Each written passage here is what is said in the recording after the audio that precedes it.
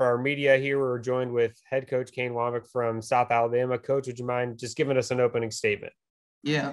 Hey, so sorry about that, guys. I had on my calendar it was supposed to be tomorrow, so if that was a mix-up on our end, I apologize. We're at the final week of spring football. We have our spring game coming this upcoming Saturday. You know, it's really exciting as you go into year two. Obviously, we've been able to improve our roster in terms of some of the young men that we've been able to bring in, both from high school and some of these young men in the transfer portal as well.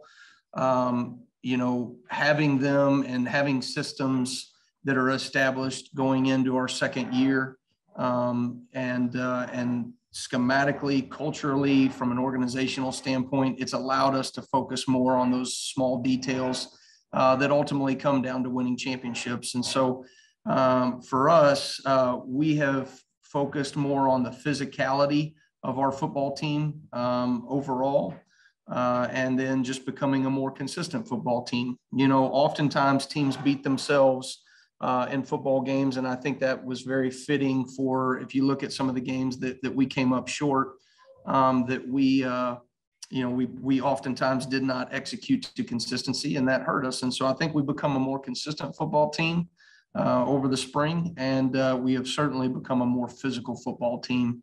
And it shows up certainly in the line of scrimmages, but also in some of our perimeter blocking and the physicality that we play with on the back end defensively as well.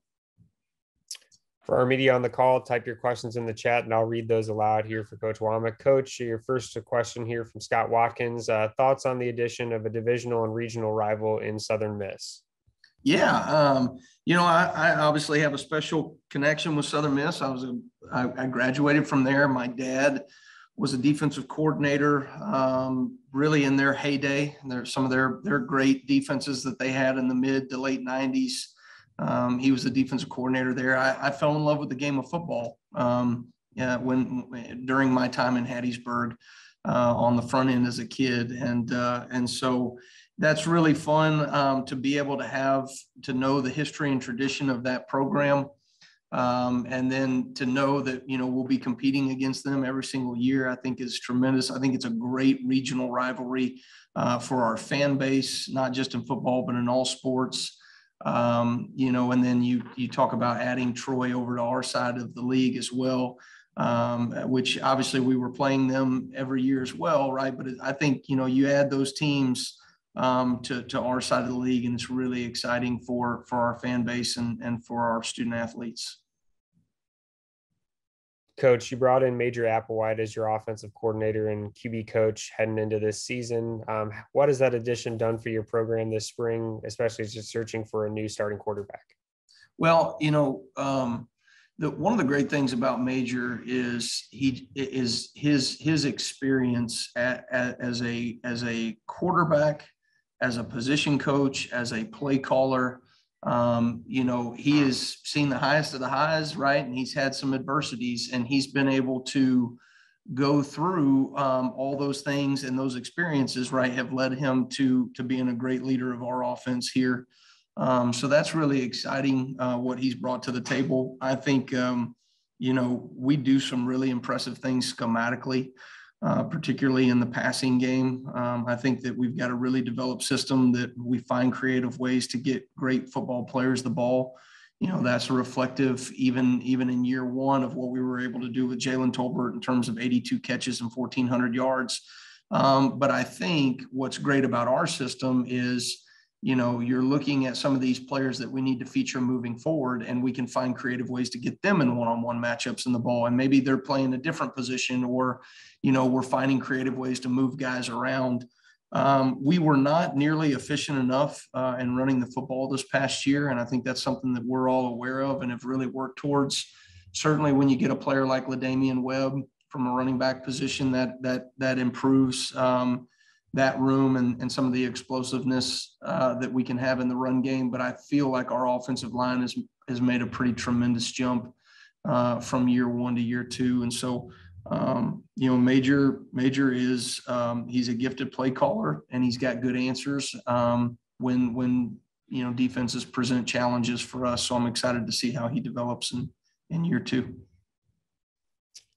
Coach, you mentioned wide receiver Jalen Tolbert, Sunbelt Offensive Player of the Year last year, likely to be the third Jaguar ever to hear his name called in the NFL draft next month. What does that mean for your program? Well, Jalen, it's special for me personally because I was here, I helped recruit Jalen to this program. Here's a guy that was on my scout teams when I was the defensive coordinator here before, right, and then has worked his way up to becoming the elite player in the Sun Belt Conference in terms of being the offensive player of the year.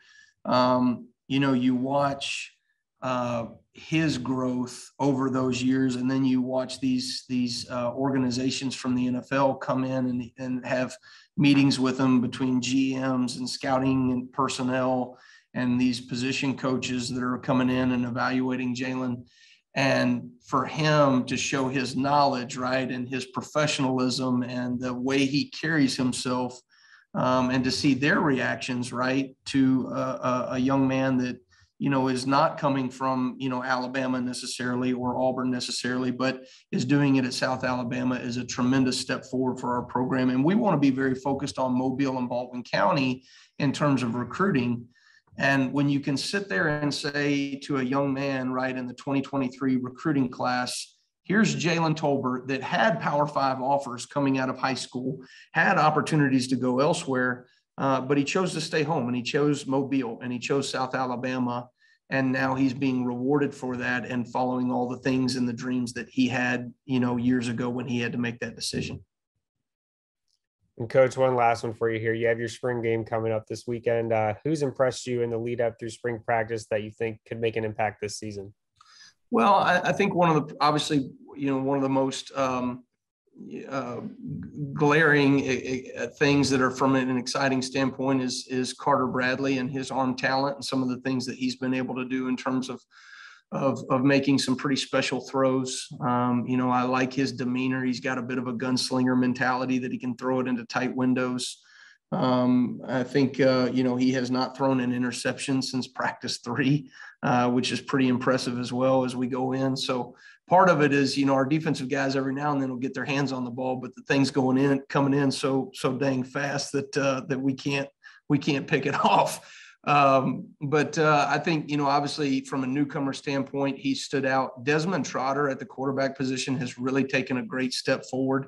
He was a starter here in 2020, the year before I got here, came in and started games for us this past year when Jake Bentley went down. And I see a different quarterback from what I saw on film in 2020 and this past season in 2021, which is really exciting for us.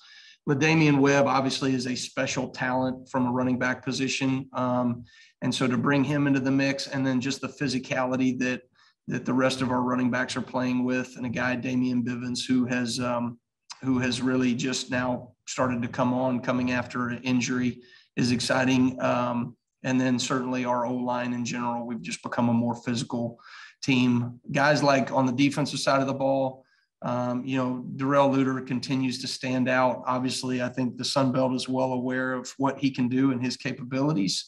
But I think probably the most improvement has come from our linebacking core. We were fortunate enough to bring James Miller, who I recruited and played for me at Indiana University for the Mike linebacker spot. He is doing really well alongside Quentin Wilfon, who is now very healthy. Those guys have really taken and elevated their game to another level along with the rest of that linebacking core. And then, our defensive line continues to operate at an elite level, which is exciting. Thanks, Coach, for your time this morning. Really appreciate it. Okay. Thanks, guys. Appreciate you guys hanging on. For our media, thanks for joining us this morning. As a reminder, we'll have our Sunbelt Football Media Days coming up in July on Tuesday, July 26th and Wednesday, July 27th here in New Orleans. And the registration and hotel block links will be coming live for that in early May. So stay tuned for that from our mailing list. Thank you guys for joining us. I appreciate your time this morning.